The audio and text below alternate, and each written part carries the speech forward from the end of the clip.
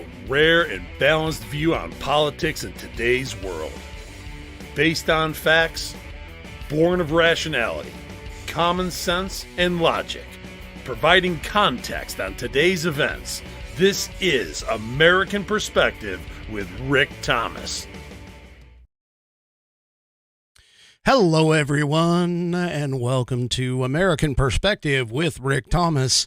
That's right, where we use logic, common sense, and rationality to explain the irrationality, the illogic, and the lack of common sense of the left.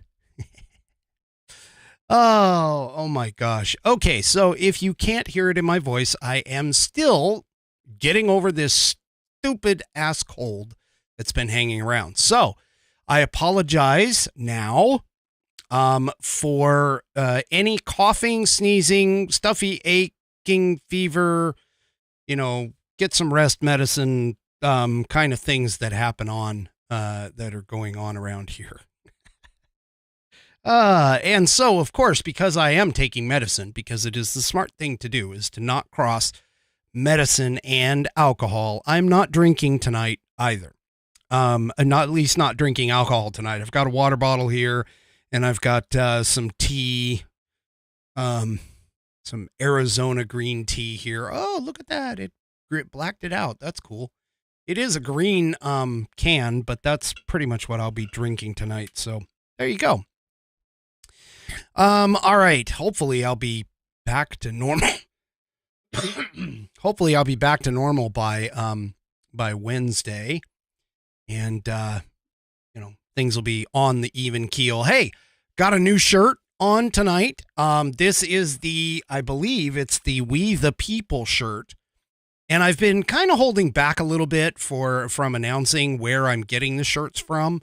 But I have one. I've been talking with the CEO, and I'm hoping to get him on for a segment, maybe as early as next week, but someday soon, for sure. And so if you have an opportunity to head off to theflagshirt.com, all of the shirts that I am wearing come from the man or the male polo, the cotton version of the polo. The cotton version of the polos that they have there. So there we go. It's theflagshirt.com. They've got some nice shirts. You've seen the Declaration of Independence one. There's another one that has a flag on it. That one doesn't come from them, but it's similar to one of the ones that they have. I have this one, which is a We the People one, and I've got a couple other ones that I'll be wearing throughout the show. And yes, they do have women's stuff too. So don't worry. It's across the board. They have kids stuff. They have women's stuff. They have, ties, hats. In fact, one of the hats that you've seen me wear, the brightly colored flag hat that I have, flag cowboy hat one, that they have as well. That comes from them. And so go and check them out. Give them an opportunity to take a look. It's theflagshirt.com. And of course, their tagline is "Get Patriotized" or Patriotized. I don't know how it's pronounced, but anyway, so there you go. So, yep, there we go. They are there and everything else. But of course, I'll be that isn't an official spot yet. I'm trying to convince them, but we'll see. All right. Before we get into the program, of course, we have a guest reader of the Pledge of Allegiance tonight. Our own Judge Wild over on Rumble submitted a Pledge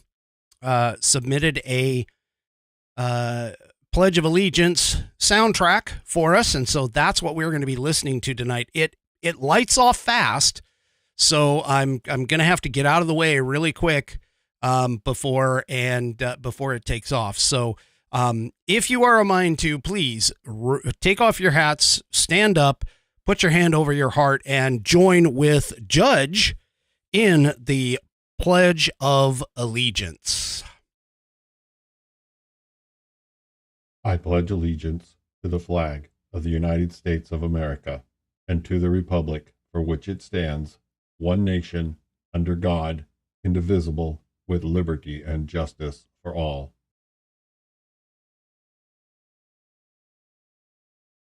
All right, and thank you, Judge, for that wonderful rendition of our Pledge of Allegiance. Hey, don't forget, if you guys want to submit your version of it, whatever it is, and you want to send that to me, just go ahead and record yourself saying it, record the other folks or anybody else, people, if you want to do it as a group, that's fine. Record yourselves saying it and send me the audio file at fans, or email it to me at fans@americanperspective.online. That's fans@americanperspective.online. And you can send me that and I'll get you into the rotation so that you guys don't always have to listen to me saying it. So thank you, Judge, for that version. We've heard Buddy Weiser's version as well. So yeah, there we go. And Judge Wild, just for anybody that doesn't know, Judge Wild does have a Rumble channel that you can go and check out. It's called Intelligent Talk. Intelligent Talk, and he streams, I think, 3 times a day, Monday through Friday, sometimes on Saturdays. I see him pop up every once in a while. And he does like little short 15, 20-minute streams. So you can go and check that out. That's Intelligent Talk on Rumble. So you can go to rumble.com and follow Intelligent Talk over there. And that's Judge. All right. Let's move on to the next thing, which, of course, is my actual spot for this evening. And that is the Institute on the Constitution. The Institute on the Constitution was established in 2004 as a 501c3 nonprofit with one singular mission: to restore the constitutional republic through grassroots education. All courses and materials are developed using primary source documents and taught from the American view of law and government as defined in the Declaration of Independence in the following 3 key points. 1, there is a God. 2, our rights come from him. And 3, the purpose of civil government is to secure and protect our God-given rights. The IOTC offers the opportunity to educate yourself on our most precious founding document, that is the Constitution of the United States. They also provide tools to educate your community and get involved with local government. Start by taking their free U.S. Constitution course and go from there. Use my affiliate link, IOTC.AmericanPerspective.online, to sign up, and while you are there, take a moment to look through their other course material and information. My affiliate link, once again, is IOTC.AmericanPerspective.online, and get great content to learn about our historical founding and support the show in the process. That's IOTC. Excuse me, IOTC.AmericanPerspective.online. Or if you just want to purchase this fabulous Saddleback leather-bound U.S. Constitution, you can head off to Constitution.AmericanPerspective.online. Now check this thing out. It is 1/8 of an inch of Saddleback leather for the cover. The inside pages are tear-resistant and water-resistant. And check out that binding. It goes all the way through, pages and leather. The manufacturer of this thing has a 100-year warranty against defects and material defects and workmanship. If something goes wrong with this thing in 100 years, you can send it back to the manufacturer and they will either fix it or replace it for free. It is in numerical order. It uses Roman numerals. It has been tested by Buddy over on Rumble. It has been it has been tasted by Billy, and my youngest whiskey warrior, of course, has taken a look and made sure that the information inside would allow you to pass a civics exam, because he got his civics badge in Scouts using this as a primary source document. Go to constitution.americanperspective.online and pick yours up today. And then, of course, also go and make sure that you check out the Institute on the Constitution. And I thank them for allowing me to be an affiliate of theirs and to support the show. All right. So lots of things happened over the course of the last couple of days. But the most major one, of course, that we have is the fact that Nathan, the decision has been made in the Fannie Willis disqualification hearing that was taking place in front of Judge McAfee. Now, the interesting thing about the decision, and I'll get into the results out of it in just a minute, but the interesting thing about the decision, oh, you know what? I forgot something. Hold on. Stop the presses. Hold the phone. I forgot, and I'm leaning on the book right here. I forgot the most wonderful segment that we always do on Saturdays. So let me twist gears here, and we're gonna throw it off on to our On This Day in American History.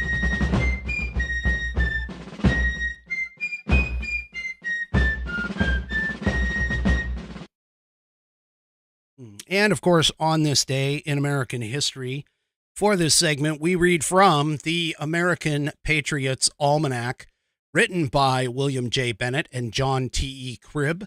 This is chock full of all kinds of American factoids and information throughout the entire year. And it is fantastic for you to have on your bookshelf. It is essentially a daily reminder of little bits and pieces of our historical founding and parts of things dealing with history, our founding fathers, and many of the things that framed America, as well as a bunch of other factoids and information that's inside as well. In between months, they put in certain things like they go through several of the flags of the Revolutionary War. They'll talk about the states. They'll talk about all kinds of stuff. It is just jam-packed with all kinds of information. So tonight, March 16th, we are going to talk about the father of modern rocketry. The age of rockets began on March 16th, 1926, when Robert H. Goddard launched the world's first liquid fuel rocket at a farm in Auburn, Massachusetts. Goddard had become fascinated with the idea of space travel as a boy when he read H.G. Wells' science fiction classic, War of the Worlds. Side note on that, for those of you that don't know, it also, that novel was also adapted for a radio broadcast, which in turn, the response from the radio broadcast actually turned into a movie that has been remade at least one other time. The most recent one being, of course, with the Tom Cruise version. But anyway. All right, moving on here. As a student and then a physics professor, he experimented with different rocket designs. His work went virtually unnoticed.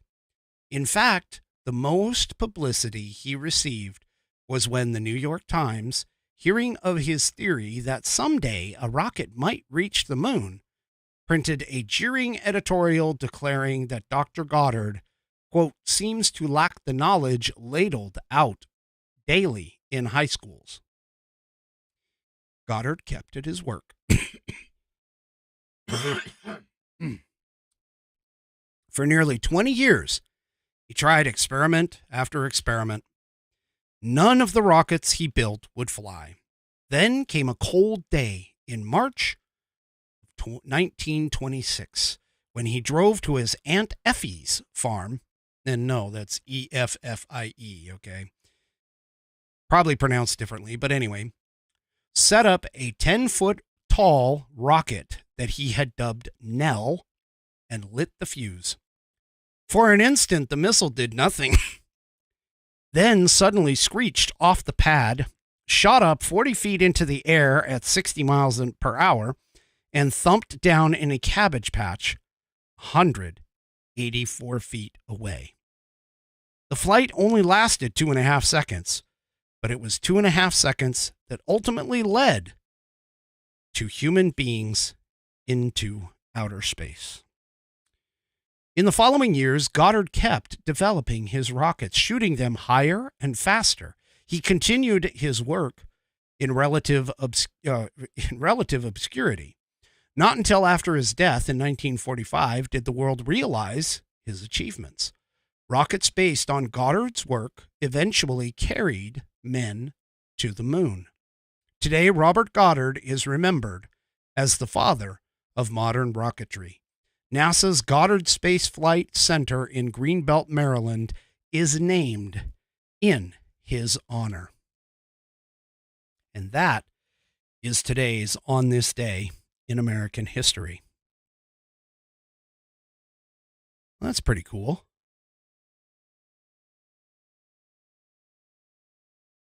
Yeah, that's pretty cool. All right. So now let's get back to where I was talking before. So the whole Nathan Wade, Fannie Willis kind of thing, you know, with the whole appearance of impropriety, which is the standard of law that is in the Georgia law, honestly, with regards to this. And so what ended up happening is the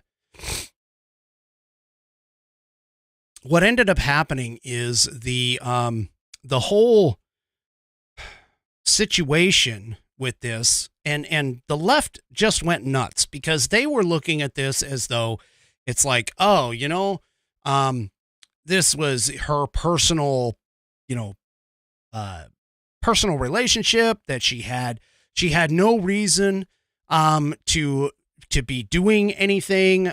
You know, there's no reason to like dismiss her from the case. And what a lot of people didn't understand is it had nothing to do with her personal relationship. It had nothing to do with whether or not she was boinking the guy that was there. The law didn't really care about that. The problem was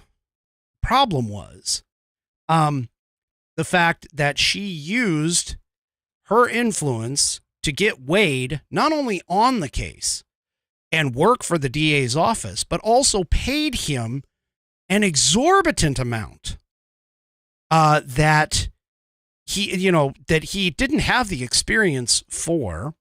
In fact, there were articles that came out that several other consultants on the case had far more experience than he did. He's never tried a case like this before. And he essentially got paid like 4 times as much as some of the more experienced folks on the staff. And so that's the part that is really taking the forefront of all this. And then, of course, during the hearing and the depositions of these folks and the questioning of these folks, they found out that, the relationship was a lot earlier than what they had claimed, that there was no tracking information. There was no way to disprove the idea of the fact that, Fannie might have paid Wade back, let's say. And there was none of that information as a part of it, as a part of the depositions and the questioning and everything in terms of the situation. Well, Judge McAfee, honestly, in my opinion, kind of took the cover my own ass route. And essentially, in doing so, what he did is he pretty much said, look, one of you has to go.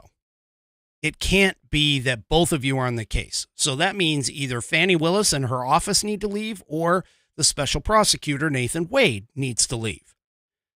Well, as you can see in this post-millennial piece that I'm about to show you, Nathan Wade has decided to fall on the sword and has resigned from the Fannie Willis Trump RICO case in Georgia. Okay. Now, here's the kind of the rub with this. The left, of course, immediately took off and was like, oh my gosh, that means Fani Willis is right and proper, and she's going to go after Trump, and she's going to do all of this stuff, and she's going to, she's going to take down the king and queen, and she's the queen, blah, blah, blah, blah, blah, blah, blah, blah. My guess is that all of that was because of the fact that they don't seem to understand that there's actually a couple other things that are running in the background that they've totally missed because of this. And I don't think the left quite catches on to the idea that this doesn't really exonerate her. But what it does do is it actually sets things up for other potential investigations that are ongoing, by the way, to take her out of the process. Now, McAfee wrote that there was actually an appearance of impropriety that was brought about by the Willis's romantic relationship with the special prosecutor. Now, this is part of the problem, is that the Georgia law actually states appearance of impropriety. So why McAfee did not go and say, you know what, both of you are gone, sets up for the possibility of an appeal. Because now what can be done is, if the judge rules against Donald Trump and the other co-conspirators, he can now utilize this as, well, the judge didn't quite follow the law directly, and they can make the argument that the mere appearance of impropriety, which is written in the Georgia law as a discrediting conflict of interest position for these folks. Anyway, so now McAfee also wrote, and this is where the left is really grabbing onto, he also wrote in the decision that there was no actual conflict that could be addressed by the courts with regards to the relationship. So in other words, he couldn't do anything about the relationship. All right. But again, I kind of think he figured out how to slip by with the least amount of work and try to make sure that he covered his own butt for it. Now, let's see. The Substack article called The Ops Desk, written by Paul, brings out and highlights a couple of the things that can be happening, or that can happen, with regards to this particular situation. In the first case, okay, so again, here we're breaking this down in kind of, here's the case, is that he breaks down the idea that the testimony, according to the article here in the Ops Desk, the testimony, the judge basically said that the testimony had the odor of mendacity about it, basically saying that he called the testimony BS, but also said that it was somebody else's job to potentially enforce against that. And he cited, as a part of it, a number of other regulatory and enforcement bodies, like the Georgia legislature, the Georgia State Bar, etc., that should handle it. And here's the thing. So some of the things that came out, even after the trial and the testimony was pretty much over, okay, there's some things that came out. For an example, that Willis and Wade had 12,000 contacts during 2021 before she hired him on November 1st. The reporting is that 10,000 of those 12,000 contacts were text messages, which are roughly around 33 texts per day. Okay. And then he also basically pointed out that that he doesn't have, the judge doesn't have the ability to go after her directly, in terms of, meaning Willis, her directly in terms of admonishing her or anything like that. However, there are a couple of things that have happened. And the first one is there is an ongoing inquiry by the Georgia State Senate of what occurred here. Okay. Then you also have, on top of that, Governor Kemp signed a law with regards to these kinds of situations and his ability to do something about it. Then if Kemp doesn't do anything, the Attorney General of the state, General Carr, needs to go and take a look at this, and he should actually take the lead in this, because it's actually Carr's job to take a look at these kinds of things. And so whoever ends up prosecuting this in a way should actually utilize this decision and the information that's come out of this decision in order to be able to go and prosecute against this guy. We also have on the federal level Jim Jordan. So the House Judiciary Committee is actually sent a subpoena to Ms. Willis to explain herself. And as of right now, she, as far as I am aware, she has not responded and is potentially in a position to where she could be ruled in contempt of Congress on this.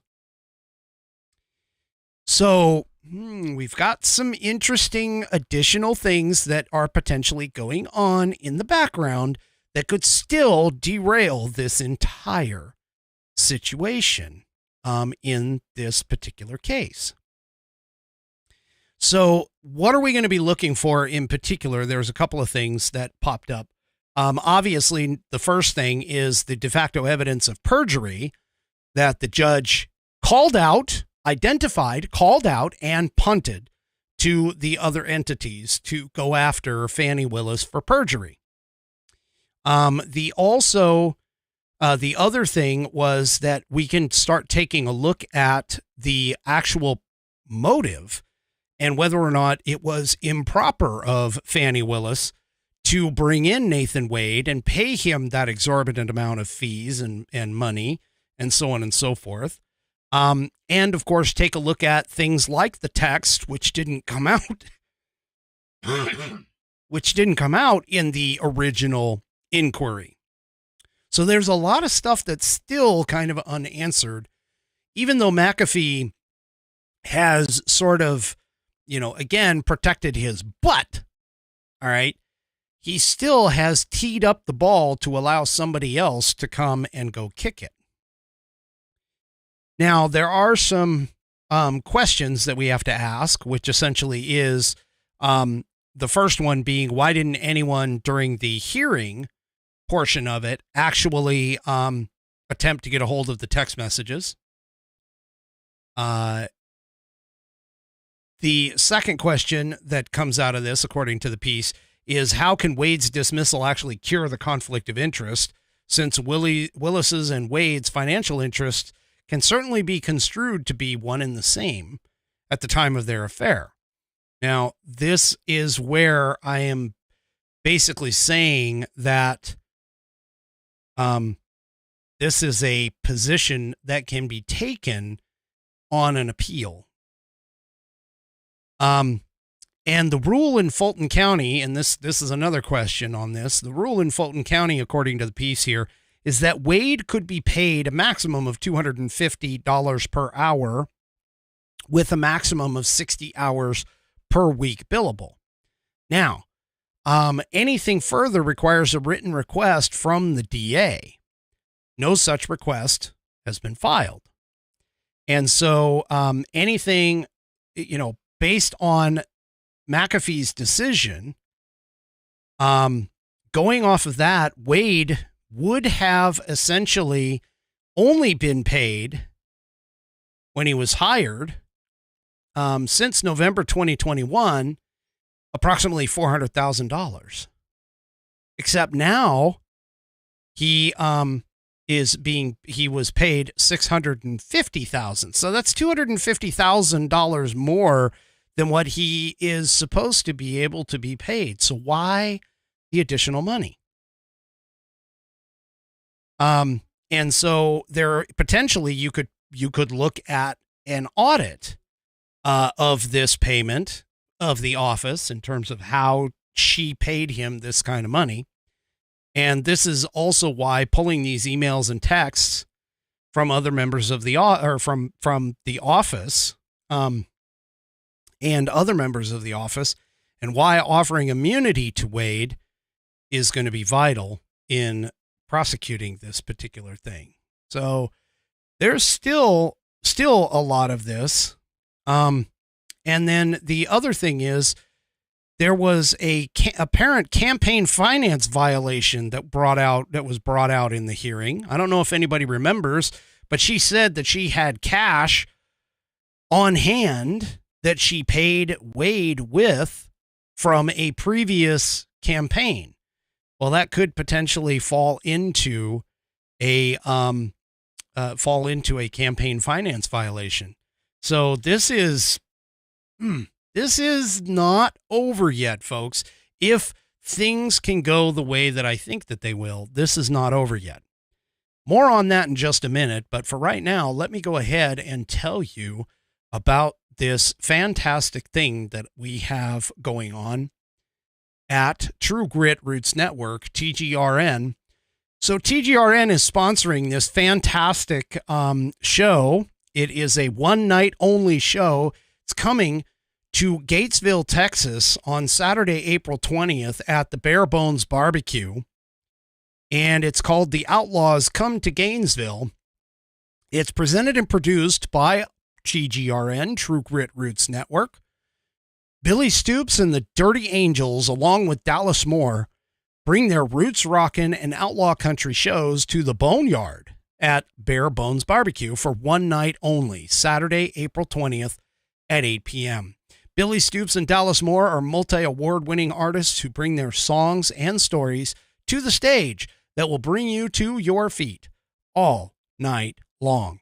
Tickets and information are at tgrn.net. That's tgrn.net, not .com. And you can go and get tickets for this fantastic show at the Bare Bones Barbecue.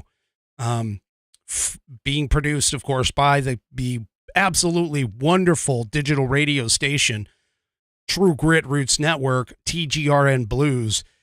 And TGRN Blues is out of Austin, Texas, by the way. And I am a part owner in that endeavor. Go and check us out, even just to listen to the music, to the blues music that we produce. Just brought on, or we're going to be bringing on one more fantastic on-air personality who I understand is going to be producing 2 brand new shows for you guys as well. So check us out at tgrn.net, True Grit Roots Network out of Austin, Texas. And I thank you for that. All right. So after all of this stuff that's been going on with the Judge McAfee and everything else, just really quick note, like I said, the Georgia Senate has opened its own investigation. They have subpoena power for this particular scenario and could very well get the contents of the text messages and catch Willis and Wade in a perjury scenario, because they said that they were not in a relationship until after he got put onto the case. So, so they're guilty of perjury. They would be guilty of perjury if it can be proven that they did this. They would be guilty of perjury and have various Georgia obstruction charges as well that they have denied that they were an item before that date. So the judge himself, and this is part of the reason why I think McAfee did what he did, if the judge were to go and exonerate both of them, all right, the Georgia Senate later goes and develops this evidence of the perjury and of the communications previous to the dates that they claimed while on the stand and under oath. That would have put the judge in a position of not only looking foolish, but also having to reassess his decision, as in pulling them both off the case and referring them for felony charges. So by doing what he did, he may have, may have done some of that. He may have tried to cover him up. All right. So Governor Kemp of Georgia can also appoint a special prosecutor who would have subpoena and search warrant powers. Even though he's not a fan of Donald Trump, he is a Republican. So there is a potential that he could do this. And this case, by the way, is embarrassing to his state, and to the nation, of course. But he does have the power to rein it in and bring it in. And then, of course, Attorney General Chris Carr, Georgia State Attorney General, could also do the same. So, they could also, ironically too, they could also look again at the case. And this is why I'm saying that there is a potential for an appeal off of this, is because of the fact that the impropriety by Willis and Wade isn't even the standard that the judge should have applied here. It again is the appearance of impropriety. Now, the term appearance is sort of vague under Georgia law, but any person, any sane person looking at this could easily say this is more than just an appearance of impropriety. It actually is an appearance of it, or it is above that level of an appearance of impropriety. And so now we have, a whole bunch of other things that could potentially derail this case. So this is far from over. Well, one suggested possibility as to why Judge McAfee did what he did, and I don't know, just because you donate to somebody's campaign or whatever doesn't necessarily mean that, that you're going to obviously be favored toward that individual necessarily. But there is a suggestion too, because of the fact that Judge McAfee apparently, donated to her campaign. This is part of the reason why I honestly think people who are in political positions like judges and those kinds of places, they shouldn't even be like donating to other people's campaigns at all. Other than their own, of course, they can do their own. But anyway, so he donated to her in 2020. And so there is kind of again, the appearance of impropriety, which could potentially get him. But anyway, we'll just see what happens. Realistically, like I said, there's plenty of other avenues still that are available, for that case. Speaking of judges, and let's take a quick look. Okay. Speaking of judges, all right, we have a slight development in the Florida classified document case. The attorneys and even Donald Trump, I believe, was in the courtroom for arguments with regards to motions to dismiss. Okay. And some of these motions that were put forth, one of them in particular was denied, but Eileen Cannon left the door open for the motion to come back at a later time. She basically, with the one motion that was dismissed, it had something, or motion to dismiss that was denied, had something to do with the procedural aspect of the case. And she sort of left it like, yeah, I'm not going to, I'm going to dismiss it now, but gonna move it on, and we're gonna move from here elsewhere, for now. So anyway, but during the discussion of these pretrial motions and motions to dismiss, she did bring up a very interesting point. And that is because of the Robert Hur report that came out. Okay. And because of the fact that no other in the history, no other president has been not only tried for, but also convicted for this thing about, classified documents. She's wondering why, with Biden doing what he did and not being the president at the time. So keep this in mind. Again, I go back to the whole point where, Biden himself was not the president at the time that he took classified documents. This is what was in the Robert Hur report. He took the classified documents home, kept them in unsecure locations. And when you compare that to Donald Trump, who was president and took classified documents to his place in Mar-a-Lago, which was under Secret Service protection, and as we all know, was under lock and key because even the FBI had made a visit to Mar-a-Lago to check out the room where these documents were supposedly stored. So you're looking at a very large question here, which is essentially, why is Trump being prosecuted? And so there was a motion that the defense wanted to put forth in terms of selective prosecution. And Cannon didn't rule on that. She said that it wasn't the time and the place to bring it up in the March 14th meeting.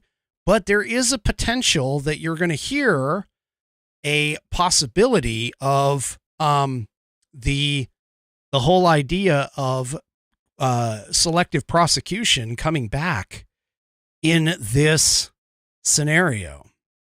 Okay. And so she just asked the question, which is making people think that she may be looking to dismiss this case based on the selective prosecution, which honestly would be a good move. It really would, because this is crap. So yeah. But anyway, so there's that. And like I was saying, she denied the motion, the one singular motion to dismiss the Trump documents case, but she left the door open for the defense to bring the arguments back in a separate motion. This is in the Epic Times. The defendant's motion, which was essentially, and these are several of these, she rejected one of the motions without prejudice, which basically means that it's allowed to come back. If it was with prejudice, they couldn't argue against it. Now, this particular one that she argued, or that she said that it was dismissed, was the fact that the defense attorneys argued for dismissal for the 32 counts regarding the mishandling of classified documents under the PRA and for unconstitutional vagueness. And Cannon seemed unconvinced at the time that those arguments weren't better suited for to the trial stage later of the case. And they were the only, they were, those were only two of several motions to dismiss that were filed by the defense.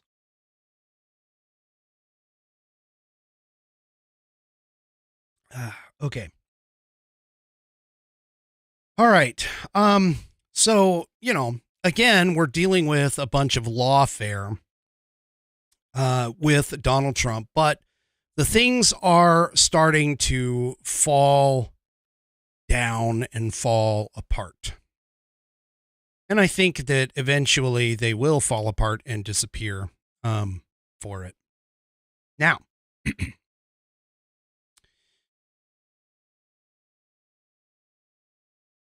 all right. So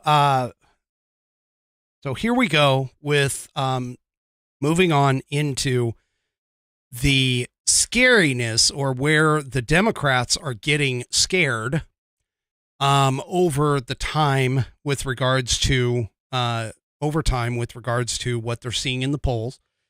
Let's just point out that the polls are showing that Donald Trump is beating Joe Biden in several key states.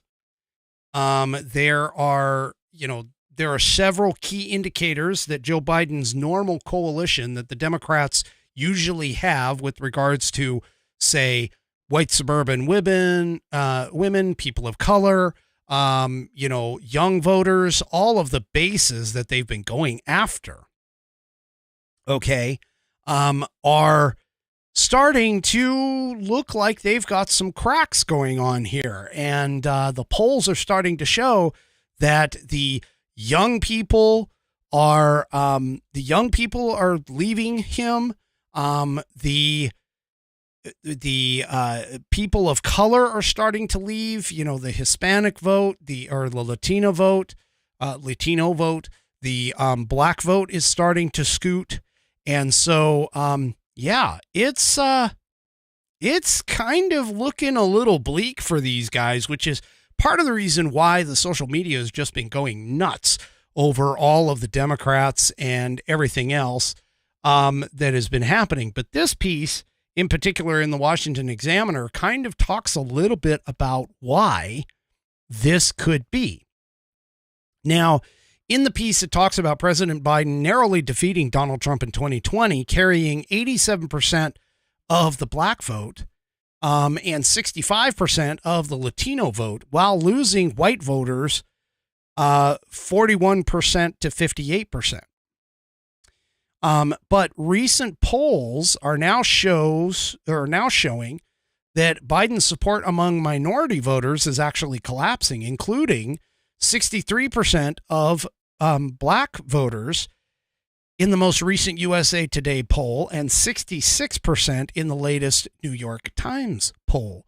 Both polls also show Trump outright winning Latinos, including by a 46 to 40% advantage. So a 6% advantage for Trump, according to the New York Times poll. Now, as much as it might be tempting to blame these numbers, this reading from the piece, as much as it might be tempting to blame these numbers on Biden's age or Trump's celebrity appeal, Gallup numbers that track party identification show a similar, if not yet as dramatic, shift among black people and Latinos away from Democrats and toward Republicans. In other words, what they're doing is they're shifting from the Democrat Party over to the Republican Party. Okay. Now, one of the biggest keys in this particular case, obviously, or in this particular situation, one of the biggest keys is the entire Bidenomics thing. And what they're believing is that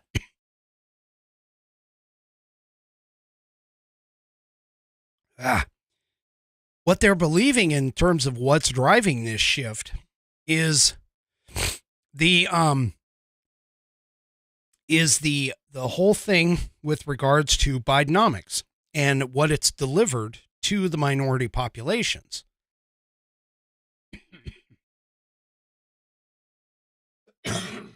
In particular, the highest food prices that have been in 30 years, unaffordable rents, mortgages that are high, record credit card debt. Biden's wealthy, white, college-educated voters are sitting pretty, which if you listen to them on social media, you can pretty much find all the ones that are out there that are saying, hey, I'm good with Biden. My 401k is up, a lot, and I've got, a PhD. You look in their profiles. And you look in their profiles and they've got like all kinds of, degrees. And of course, they're happy to list them and so on and so forth. But the reality is much, much worse. And so this is part of the reason why you're starting to see the shift in the voters. Now, Biden cannot lose this stuff. Biden can't lose this stuff. And he really, I'm sorry, folks. His coalition that he won with before is not going to work necessarily for this year. So how is that affecting? I mean, again, they keep talking about Bidenomics. Bidenomics is great. What you end up with is the truth of the matter, which I've been telling people this. But here in this article from MRC TV, here's some of the truth about Bidenomics. So here's 6 images. If you're watching on Rumble, if you're listening on the podcast later, I highly suggest you head on over to Rumble and take a look at these things. But in just 37 months, these 6 facts are things that the media are trying to detract you from. Okay. Number 1 is gas prices are up by 38%. It was $2.42 a gallon in January of 2021. Today, it's averaging $3.33 a gallon. And I can tell you that it's much higher than that in some Democrat cities because of all the additional taxes that they've got. In terms of real wages, and this is something that they keep trying to tout in front of you with the whole key or the whole thing about Bidenomics, they keep trying to tout this to you guys. Real wages have actually gone down under Biden. So here in the median average, okay, starting in the first quarter of 2021, we were at $373 per week, okay, as an average. Q2 2021 went down to $371. Q3 $367. Fourth quarter went down to $362. It stayed until the first quarter of 2022 at that level. Then it went down on the second quarter of 22 into $359. Then it came back up a little bit to $362, then $363, stayed there, went to $365, stayed there, and finally, the fourth quarter of 2023, it was at $371 per week. That still is lower, $2 a week lower than the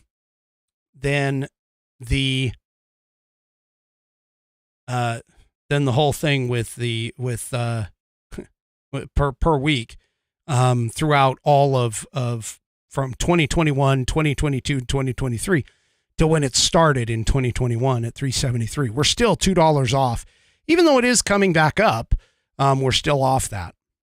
But what's making that even hurt worse is stuff like the gas prices that I've already talked to you about. And here's one in terms of mortgage rates. Now, for those of you that aren't in a locked rate, if you're in an adjustable rate loan for your house, you've really been impacted by this. So check this number out. In terms of mortgage rates, in January 19th of 2017, Trump started at a 4.1% mortgage rate.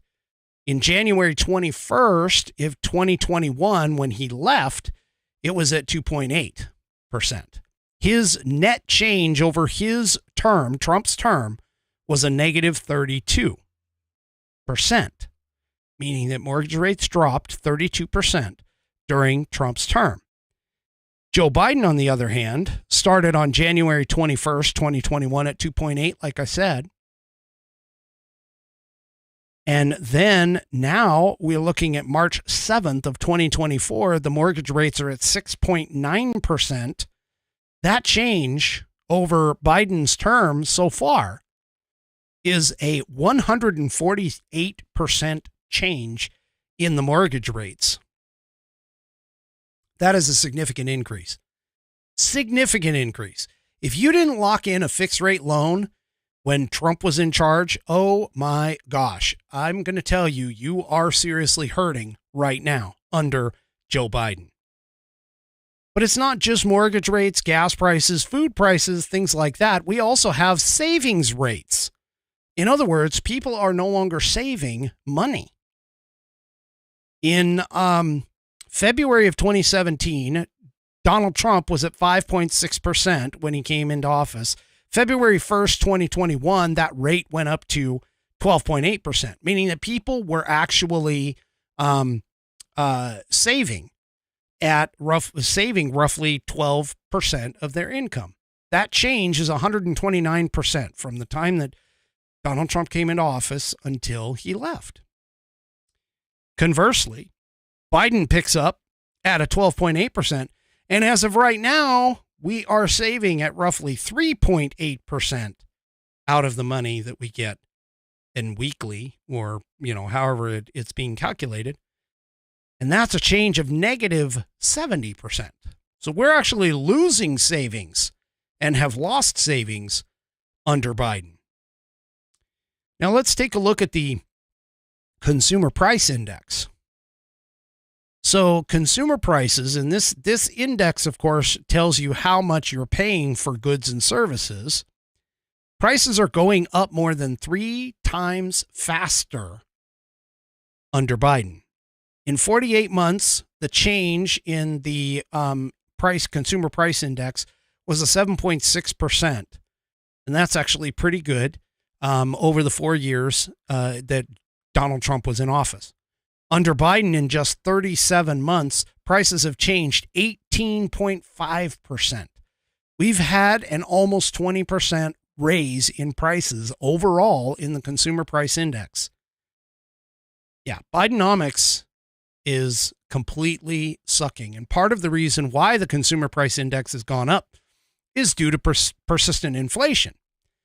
Now, the average inflation under Trump from February 2017 to January of 2021 was 1.9%. That was an average across all 4 of his years. Under Joe Biden so far, now keep in mind, this is an average. So, this whole concept of how, we were at like 9% and then it dropped to 7% and it dropped down even farther. Well, the average across his 37 months, his average monthly inflation has been 5.6%, meaning that prices have been raising throughout his tenure as president, 5.6% per month. This is just nuts, people. Bidenomics is failure. Biden himself is a failure. We need to make sure when you're talking to people that you bring up these kitchen table issues. The Democrats are going to run on, and they're still trying to run on, a couple of things. They're still trying to run on the whole insurrection narrative. They're trying to run on the idea that Trump has said that he's going to be a dictator, not understanding that he's actually trolling for people. They're attempting to run on the idea that abortion is the most kitchen table issue for all families, for all people across the board. And it's not. What is the number one issue has to deal with both the economy as well as the immigration. Okay. Now, one of the other indicators that I've been talking about in multiple times, I've been talking about this a lot, is that regardless of what you look at, because of course the left keeps touting things like the job market, they keep touting things like Wall Street, they keep touting things like the unemployment rate and all of that stuff.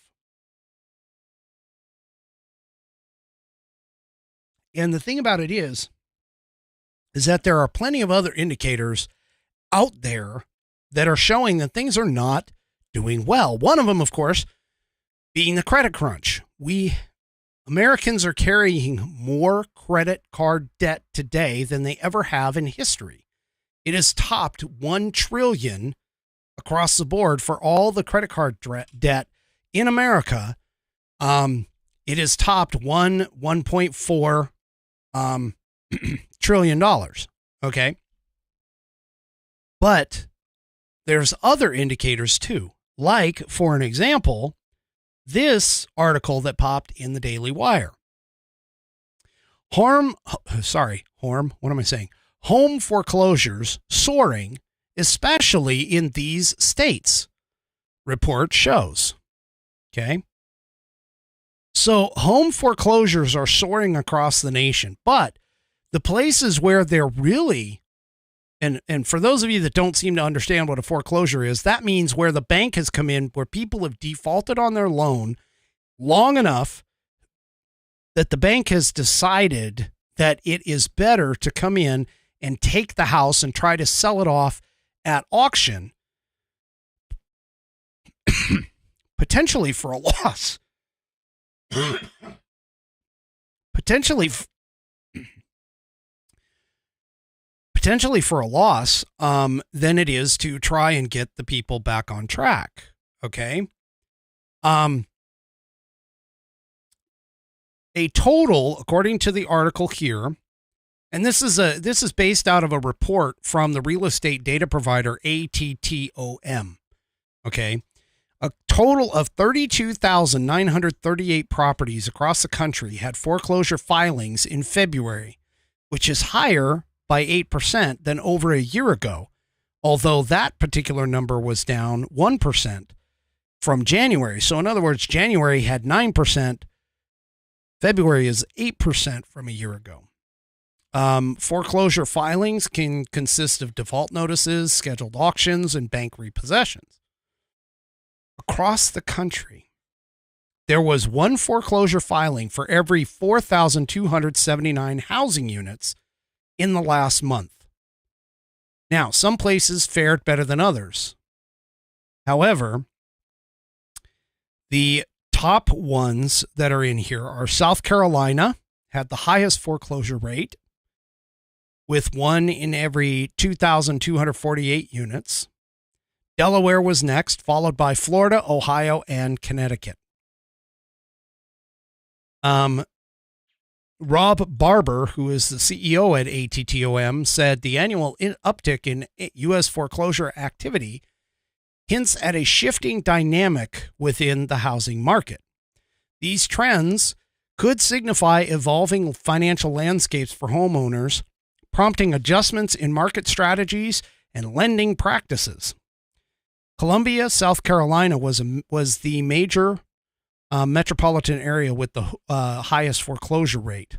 Orlando had the highest foreclosure rate for cities with a population greater than 1 million, followed by Cleveland, Riverside, Philadelphia, and Miami. Now, notice what pretty much all of those cities have for the most part. I don't know about Columbia, South Carolina, but I do know Orlando, Cleveland, Riverside, Philadelphia, and Miami, they are all likely to be Democrat-run cities. Folks, we are in dire straits. And if nothing else gets changed, if you want to go with the whole feel-good idea, of Joe Biden and so on and so forth, then vote for the feel-goods. But I'm telling you, from an intrinsic value perspective, from a facts and data analysis perspective, the Democrats are going to drive us into the complete ground. If we allow them to take over again in 2024, we're going to lose we're going to lose not only financially, but also we're going to lose the country. This is the most significant vote that has ever come apart in my lifetime. Now, again, as I noted, okay, the other hot button issue, other than Bidenomics and the economy, the other hot button issue, kitchen table issue, has been dealing with the border and border security. There was a article, I didn't put it in the description or the show notes tonight, but there was an article of a Haitian refugee that apparently, an Haitian illegal alien, that has apparently been picked up and accused of raping a 15-year-old disabled girl. Folks, the number of these incidences are going to climb. These people are going to keep climbing and keep climbing. These people are here illegally. They've already broken the law to get here. Okay? They've already broken the law. In fact, there was a post on X where they were talking about how undocumented migrants, so you already know just by the terminology that it was a leftist who was posting it, but undocumented migrants have less of a criminal record than the former president. And I'm like, I responded back and I basically said, no, actually they don't, because they all, by being here, by just simply being here, they've broken the law. They're already a felony. They're already they're already a criminal. They're already a illegal alien. Okay. Well, here's kind of an interesting statistic that came out. So, the whole Lake and Riley thing, that was, and a few others that have come out, it has been presented that these are Venezuelans who have done some of the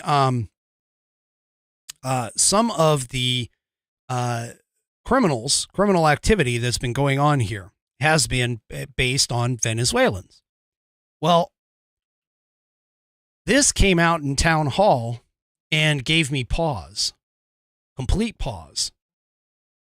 Biden has only deported, okay, for those of you who can see this on Rumble, that's not 25%. That's not even 1%. This is a quarter of a percent. That's right. 0.25% of the total number of illegal Venezuelans that we know of who have entered the entire U.S. Now, check out this number. According to data from the U.S. Customs and Border Protection, Venezuelans have surpassed Mexicans for the first time on record last year. Fox News found in fiscal year of 2023, 335,000 illegal Venezuelan immigrants have crossed the U.S.-Mexico border. Now, keep in mind, those are the ones that we know about. But reportedly, in that same sentence or that same set of numbers, only 834. That's right. 834 have actually been deported. This is literally where this is the problem, is that Joe Biden not only allows these people to come in, but they also go and only deport a small amount. The Democrats claim, oh yeah, we deport them when we find them, we deport them, so on and so forth. No, you don't. You obviously don't. You're not even deporting a full 1% of what comes in. You are only deporting a quarter of a percent of what's coming in here. Now, the Border Patrol agents arrested Venezuelans, according to this piece in Town Hall, arrested Venezuelans 54,833 times, more than double from the arrests that they had in August prior year, which was at 2,290 arrests. In comparison, Mexicans were arrested by Border Patrol agents 39,733 times in September. So 40,000 versus 50, almost 55,000. Yeah. Folks, this border problem is not this. I mean, this is a huge issue. Huge issue, folks. Huge issue. This is a kitchen table issue, and it's stuff like this, and especially when you get the sensational criminality. We're not even talking. I mean, the only things that we know about are the stuff that hits the papers and makes it into the news cycle. The most heinous of the crimes, whether it's the rapes and the murders. What about the criminal gangs that are running through New York that are just going through and like stealing all over the place? What about all of those gangs that are running around? And these gangs that are happening, and I'm not talking about just Venezuelans, I'm talking about all gangs. But these gangs are doing criminal activity. They are here illegally, folks. They are illegal. They need to go. They need to go. And so when the Democrats sit here and talk about Donald Trump, who in a recent speech basically said that he wanted to deport all of the illegal aliens, and the left twists that around and says, oh, he wants to deport Latinos. No.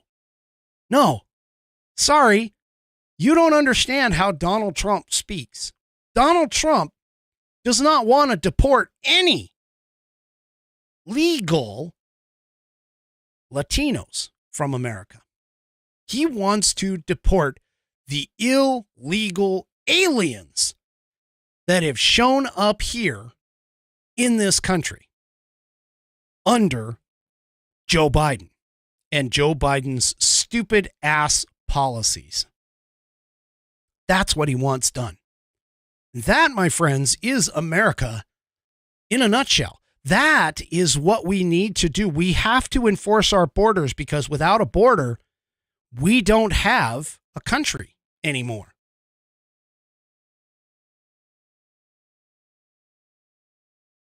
We lose our sovereignty.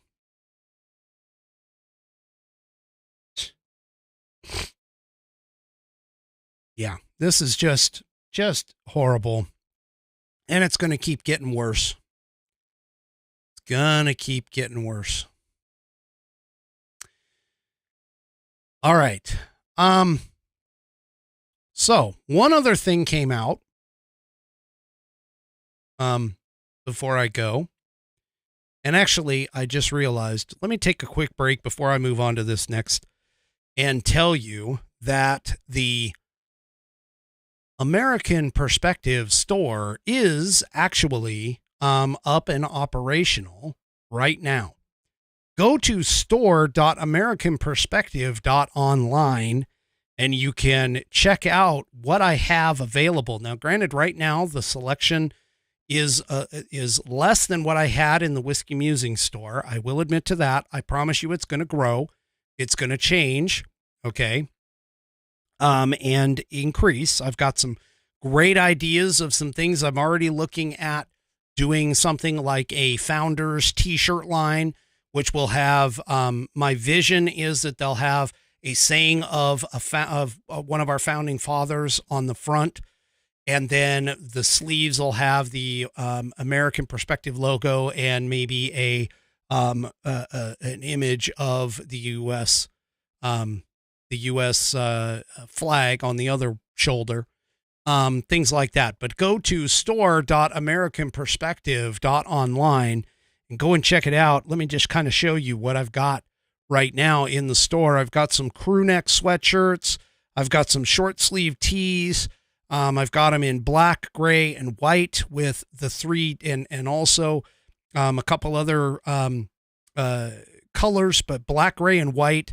Pretty much, I've got a couple different variations of the logo. I've got the original logo that you see.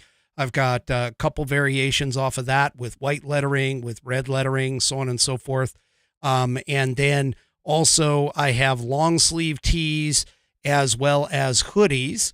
I showed you the hoodie last episode. I was wearing it But you can check all this out at store.americanperspective.online.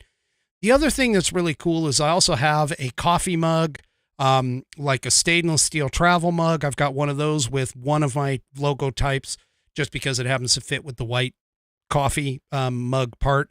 And then also like a white latte mug, a large 17-ounce white coffee or white latte mug. I also have links in the store that will take you to the places to go to get the Saddleback leather-bound U.S. Constitution, as well as the original Whiskey Musings store.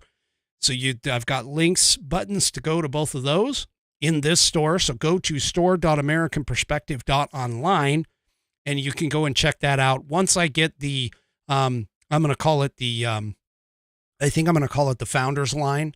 Once I get the Founders line going, new products will show up. And of course, I'll let y'all know about that. Same thing with the hat. When the hat finally gets, when we finally get all of the costing done and everything else, the hat will end up going into the store as well. And I will let you guys know. We're very close on that. Just got a couple more bits and pieces of information in order to get that up and running. But go and check it out at store.americanperspective.online. And yeah, so we'll go hot weather stuff. So like t-shirts, there's t-shirts there.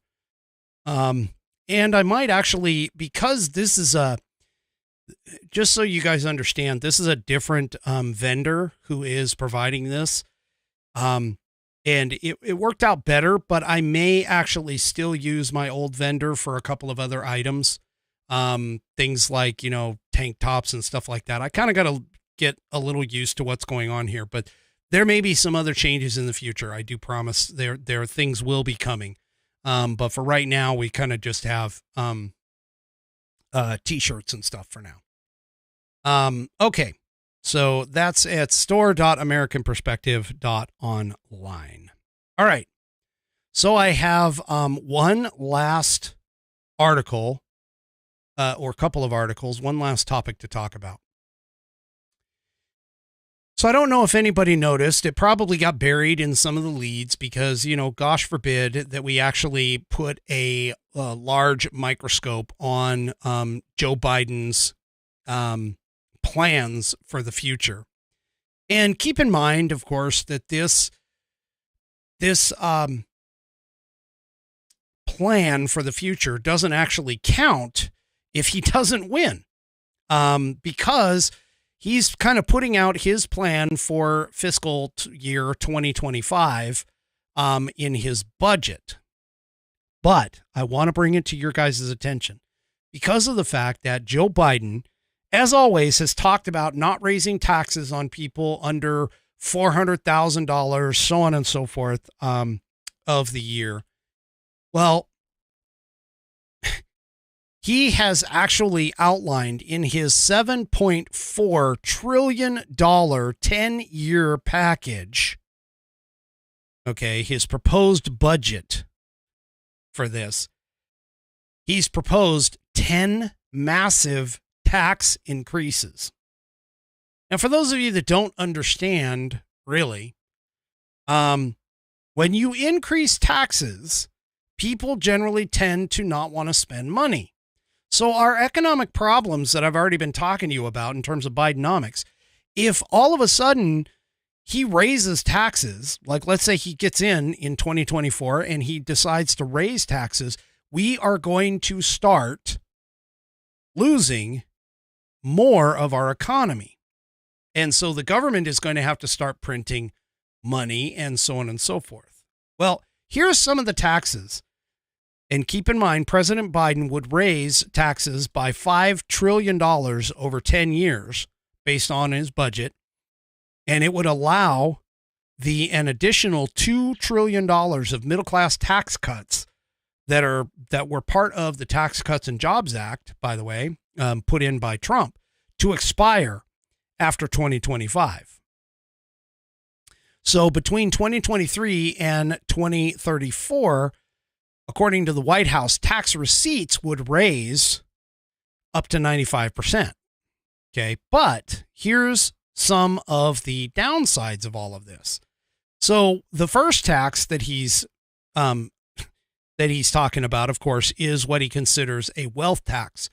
It's essentially an unrealized capital gains tax. And the idea of this is that tax on the income before it's actually even earned. And according to him, it's going to bring in, or according to the White House, it's going to bring in $503 billion. So what he wants to do is he wants to impose a tax of up to 25% on what's considered unrealized capital gains. And this is for wealthy taxpayers. So what are unrealized capital gains? Well, they're basically if you buy a stock, okay, and let's say you buy it at $10 a share and it happens to go up to $20 a share, you would essentially be taxed on that additional $10 that you gained over the time of holding that stock. Whereas right now, what happens is you don't actually pay taxes on that until you withdraw that money. Now, the problem with that, of course, is this also would apply not only to just taxes, but this also would apply to things like unrealized capital gains of your house. Yes, if you purchased your house at, say, $200,000 20 years ago, and now it's worth $500,000, you're going to be paying taxes every single year on that $300,000 amount that you don't have in cash for. Okay. Now, as far as I know, Daybreak 3 asks a question over on Rumble. What happens if it goes down? Do you get a refund? No, you don't. Now, he is planning on raising corporate tax rates.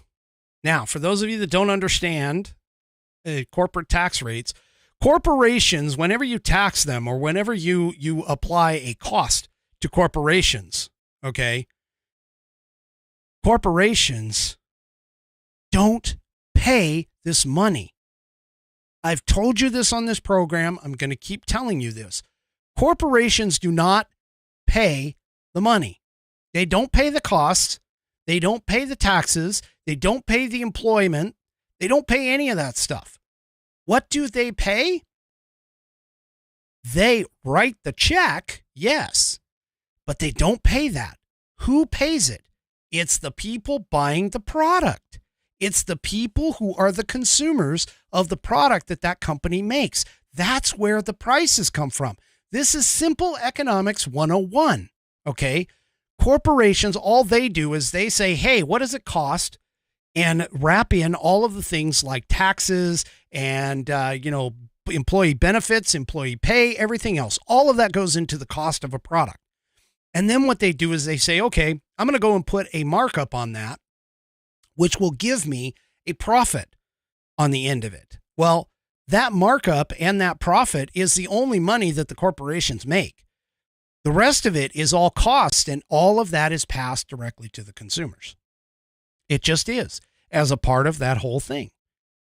So his idea of putting in what is considered to be the second highest corporate tax rate in the developed world, which they say is going to gain $1.35 trillion, okay, by raising it from 21% to 28%, what this is going to do is this is going to kill business.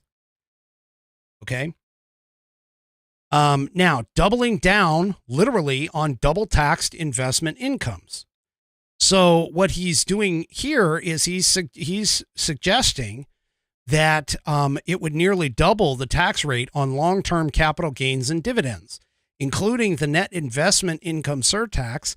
The current top rate of this class of income is 23.8% right now. He wants to raise it to 44.6%. He wants to go from 23.8 to 44.6%. This is absolutely crazy. And of course, this is on top of states with their own capital taxes. Okay. So all of this is just nuts. Let me continue real quick and then we'll end it. There's a couple other things here. They want to put a surtax on small business income. Okay. He wants to put a higher top tax rate and a 28% withholding rate on top earners. So again, people look at this and they think, okay, this is all like the corporations. This is all the high income earners and so on and so forth. Yeah.